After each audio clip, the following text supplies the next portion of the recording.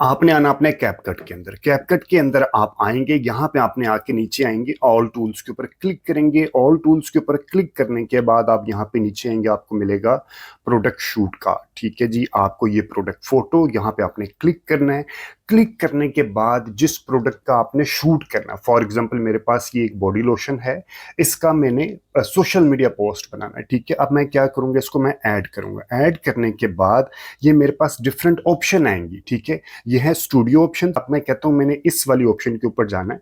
मैंने जिस ऑप्शन के ऊपर जाना है मैंने उसके ऊपर सिंपली क्लिक करना है। क्लिक करने के बाद hardly with in few second इसने आपको उसी बैकग्राउंड के अंदर ये कन्वर्ट करके दे दिया। इसी तरह मैंने इसको फॉर एग्जांपल आउटडोर के ऊपर ले आया हूं। ठीक है, मैंने सिंपली इसको सिर्फ उसके ऊपर क्लिक करना है और उसने मुझे उसके अंदर उस फॉर्मेट के अंदर इसने मुझे वो डिजाइन बना के दे दिया। अब मैंने ये दोबारा एक आउटडोर की फीचर है, मैंने इसके ऊपर क्लिक किया और ये देखिए मुझे उसने ये वाला बना के दे दिया।